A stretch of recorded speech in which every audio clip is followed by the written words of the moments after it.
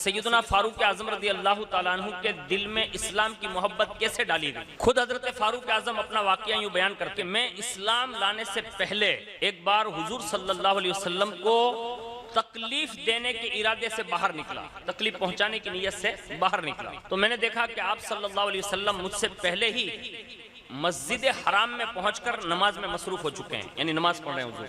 और जैसे ही आप कहते हैं कि मैं आपके पीछे खड़ा हो गया, जैसे ही मैं आपके पीछे अभी खड़ा हुआ कि रसूलुल्लाह सल्लल्लाहु अलैहि वसल्लम ने सूरतुल हाक़्क़ा की तिलावत शुरू फरमाई।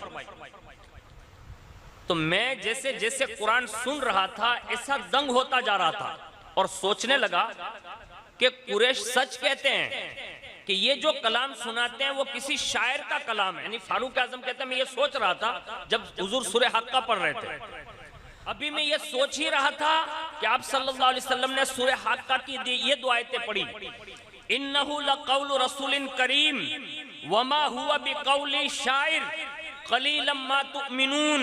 बेशक ये कुरान एक करम वाले रसूल से बातें हैं, वो किसी शायर की बात नहीं, कितना कम यकीन रखते हो। यानी अभी फारूक आजम फरमाते हैं कि मैंने शायर का सोचा ही था कि हुजूर ने ये आयतें सूरह हाक़्क़ा की तिलावत फरमाई, क्योंकि इधर मेरे दिल में ये ख्याल ही आ रहा था कि ये शायर है, और उधर उन्होंने इसकी नफी कर दी, यानी मना कर दिया।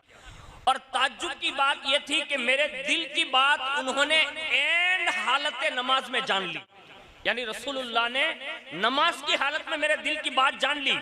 और फिर अब फरमाते हैं कि अभी मैं ये सोच ही रहा था, सल्लल्लाहु अलैहि वसल्लम ने सूरह हाक़्क़ा की ये दो आयतें पढ़ी, वला बिक़ौलि काहिन क़लीलन मा तज़क्करून तंज़ीलुम मिर रब्बिल आलमीन।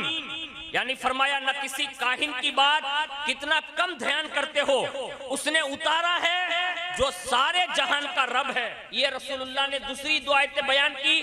फारूक आजम फरमाते हैं बस इतना सुनना था कि उसी दिन से मेरे दिल में इस्लाम की मोहब्बत पैदा कर दी गई थी।